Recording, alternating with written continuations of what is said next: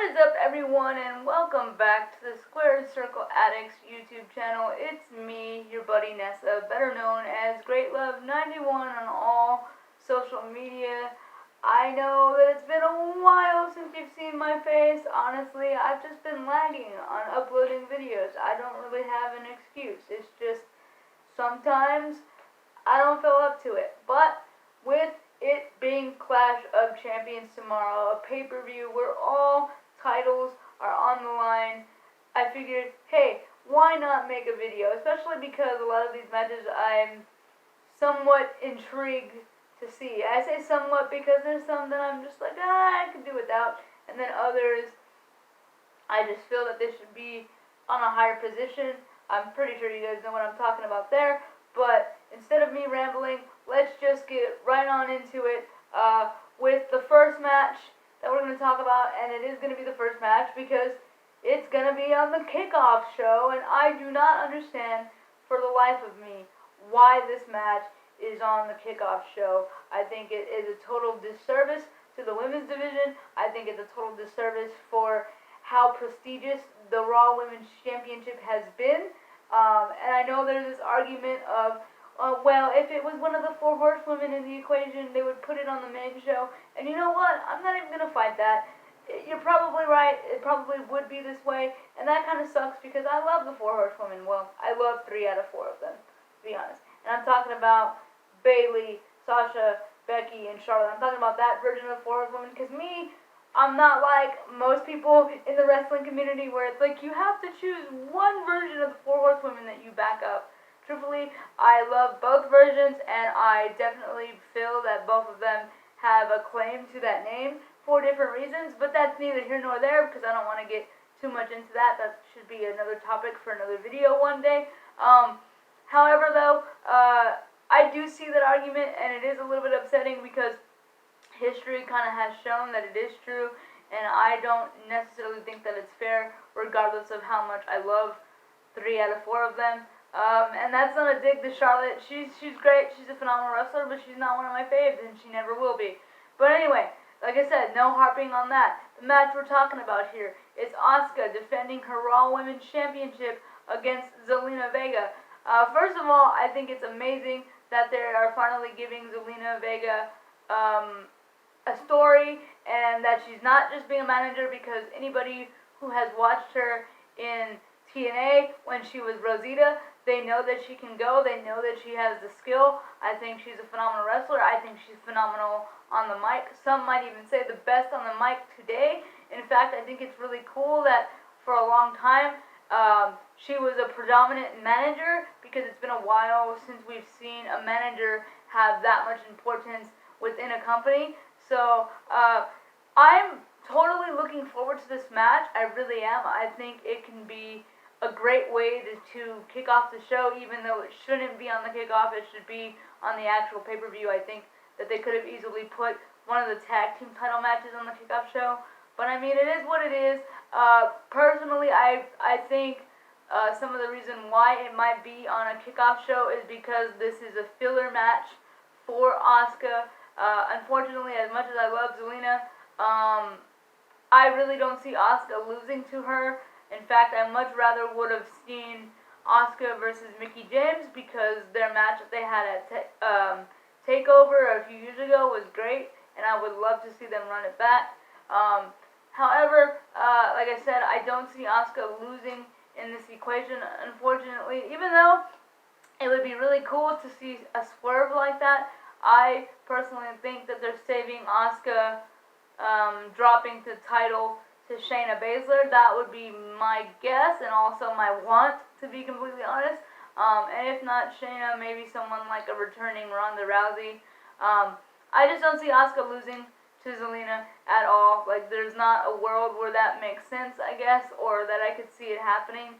However, like I said, I would be genuinely surprised if it did go that way. But for the first one, I'm going to go Asuka over Zelina Vega.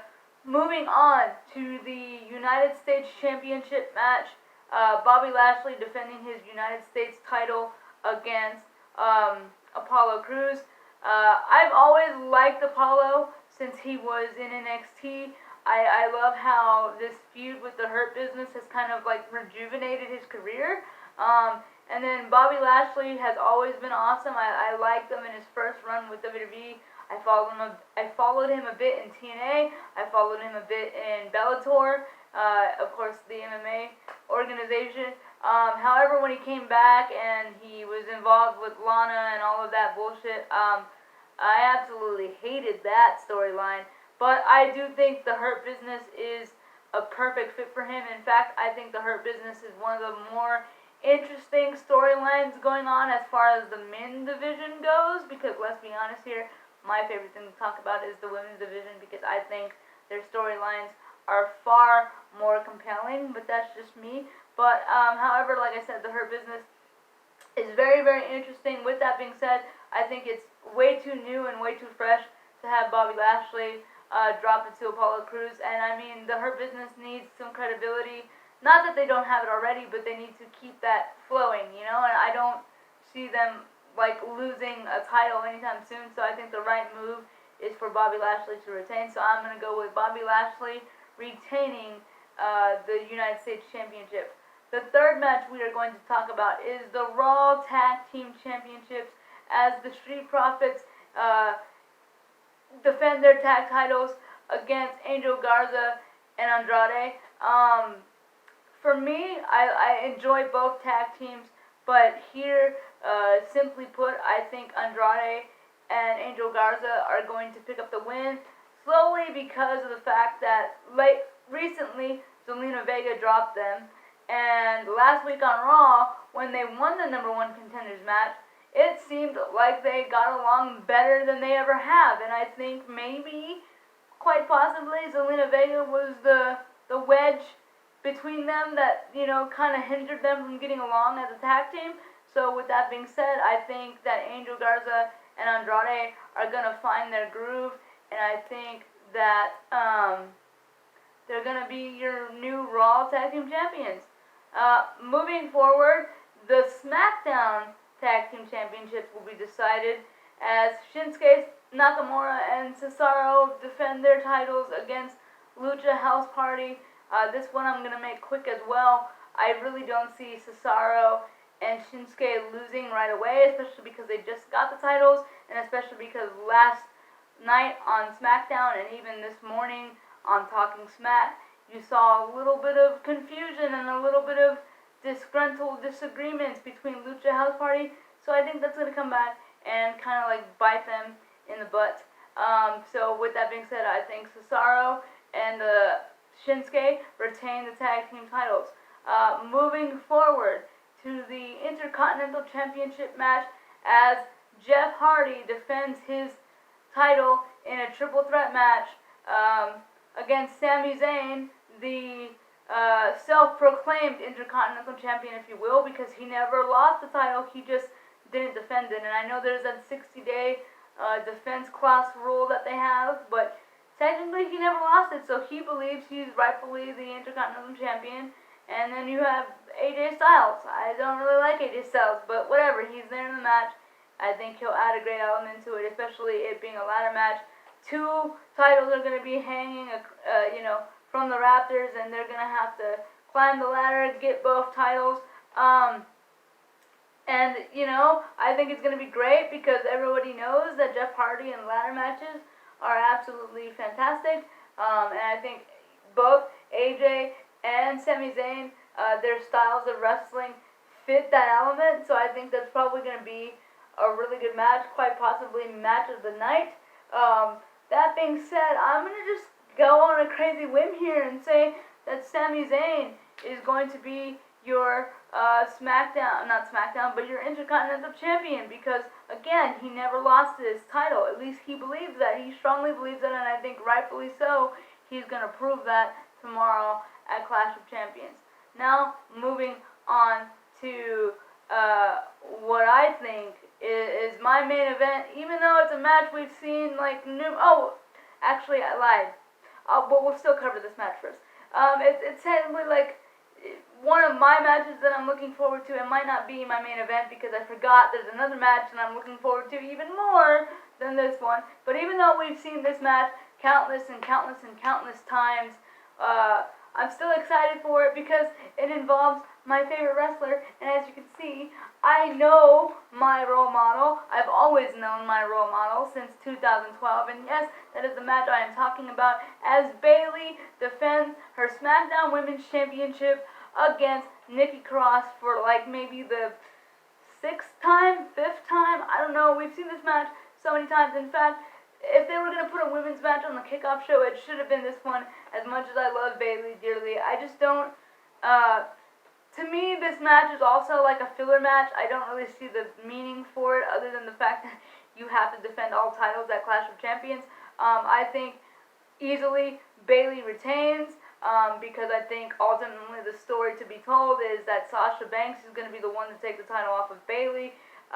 How she retains, I don't know. If she'll win cleanly, I don't know if Alexa Bliss will have some involvement. I think that would be really cool if like Alexa Bliss is out there and Bayley utters the words "The Fiend," and maybe it makes Alexa go crazy on Nikki, and that's how Bayley picks up the win. However, though, I don't see Bayley losing at all, so I'm gonna go with my girl Bayley to retain the SmackDown Women's Championship. Now, moving on to what I would consider my main event in the match I care about the most. That is my girl, Shayna Baszler, and her tag team partner, reluctantly. Her tag team partner that I can't stand at all. And if you guys know me, I've never made any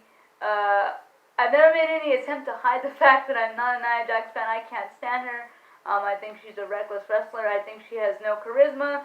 I think that the only reason why she's in the company is because she's related to The Rock. I'm sorry, I don't see any appeal to Nia Jax whatsoever, and I know a lot of people are like, Shayna made me like her. I never thought that'd be possible. I still don't like Nia Jax. I love the fact that Shayna Baszler is a tag team champion, obviously, because Shayna Baszler is my second favorite wrestler of all time, next to Bayley. They will be defending their tag team titles against the newly reformed Riot Squad, and you guys know that I'm ecstatic about that because if you guys follow this channel, if you follow me on Twitter, you know that when they split up the Riot Squad, I legitimately bitched about it for an entire year because I thought it was the wrong move. I thought it was stupid. I didn't see why they did that, especially because we needed tag teams in a tag team division. However, that being said, I really, really, really want the Riot Squad to win. I think that they deserve the tag team titles. In fact, I wanted them to become the first ever women's tag team champions over Sasha Banks and Bayley. That might surprise some people, but that's the truth. And I've been waiting for them to have this moment for a really long time, and I always thought that it would be really cool, because in my mind, I think what they should do is, Shayna and Nia are legitimately just teaming up because they both want to beat up people, and they both have a common goal to just beat up everyone and eventually get to the Raw Women's title. They're just stuck with being partners, and I kind of want to see that play through. I want to see them fall apart and the Riot Squad take advantage of that, and the Riot Squad becoming new women's tag team champions. However, unfortunately, as much as it pains me to say this, I don't think we'll see that. I think Shayna and Nia are going to continue their dominance a little bit because, it's Shayna Baszler and Nia Jax. They're two, arguably, the most strongest women on the roster, the most devastating women on the roster, so I don't really necessarily see them losing barely on their second title defense, but I want it to happen, so if it does, I'm not going to be mad. And Shayna, if you're watching this, I'm so sorry. I love you, but I just rather have you be the Raw Women's Champion as opposed to a Tag Team Champion. But I really want the Riot Squad to win, but however, I'm going to go with Shayna and Nia retaining. But I will say it again, on the record, I hope I'm wrong. I hope the Riot Squad pulls through and becomes your new Women's Tag Team Champions. Now, moving forward, Drew McIntyre defending his WWE Championship against Randy Orton. To be honest, I'm not really invested in this match. As much hype as I was when Drew won the championship, I think his reign has kind of been lackluster. I don't know if it has anything to do with the pandemic and there's no crowd. I don't know, it's just not doing it for me. And also, if you know me and if you've seen my social medias and stuff like that, or if you've known me like from years and years ago, you know that I have never, and I mean never, been a fan of Randall Keith Orton. So I genuinely don't care about this match, like, at all. Unfortunately. However, I will say though that Randy Orton has been doing some of his best work as a heel. So for that reason and that reason only, I am going to give the win to Randy Orton. And I would love to see Randy Orton face someone like Keith Lee. I think it would be incredible. But I'm really hoping that Randy Orton wins. I should make note that it is an ambulance match, so the only way to win this match is to incapacitate your opponent enough to where you drag them into the ambulance. I think the last time we saw a match like that, I could be wrong though, was Kane versus Shane McMahon at like Unforgiven or Armageddon. It was one of those two. I could be wrong. Let me know in the comment below if I am right or wrong or whatever. But that's what I'm going to go with. And then the main event, at least I'm assuming this will be the main event, Roman Reigns, the Tribal Chief, defends his Universal Championship against his cousin Jey Uso. Now let me tell you, when Jey Uso won that match for the #1 contendership, I was so surprised. I was like, oh my gosh, WWE is doing something different. This is incredible. And I love the storyline that they're building about how Roman Reigns doesn't think that Jey is worthy of being at the head of the table, you know, because they come from a legendary family with a lot of lineage and prestige. And then, you know, Jey Uso's like, why can't I be that person? You know, I've been a tag team champion. I've been a good tag team champion. And just the promos from both men last night, if you guys watched SmackDown, it actually made me invested in the storyline and made me go, man, I actually really want to see this match, and I really want to see how it goes down. I would absolutely love it if WWE threw us a curveball and was like, Jey Uso beat Roman Reigns, and then maybe Roman Reigns wins it back at Hell in a Cell at the next pay-per-view or something like that. However, unfortunately, I don't think that'll happen. Not to say that this is a bad thing, because I absolutely love the new pairing of Roman Reigns and Paul Heyman, and I don't really see them losing their steam anytime soon. So with that being said, I am going to go with Roman Reigns to retain his Universal Championship over Jey Uso. And yeah, there you have it, guys. Those are my predictions for Clash of Champions, which takes place tomorrow on the WWE Network, 4 p.m. Pacific Standard Time. What is it, 7 p.m. Eastern Standard Time? Oh, and then obviously 6 p.m. Central Standard Time. So watch it. Let me know what you guys think. Let me know what you guys think of my predictions. Do you agree with me? Do you disagree with me? Tomorrow, I hope to react to the Women's Tag Team Title match and quite possibly the SmackDown Women's Championship match, because I want to see if Sasha Banks shows up in any capacity. However, I'm not going to promise that, because we might have family over tomorrow, and if I do have family over tomorrow, I'm going to want to devote my time to that. However, I might even just still react to it, you know, maybe not genuinely react, because I have seen it before, but then maybe I'll do like a delay reaction. But with that being said, feel free, if this is your first time seeing my face on this channel, hello, nice to meet you. Like and subscribe, maybe even turn on the bell, that way you can get notifications from when I post. And if you are a regular, thank you for coming back, thank you for your loyal support. I know that I'm not consistent with posting on this channel, and for that I do apologize, but I'm going to try to get better at that. But until next time, guys, feel free to follow me once again at GreatLove91 on both Twitter and Instagram for more wrestling shenanigans. But until then, take care, stay safe, but most importantly, stay addicted to the squared circle. Later, guys.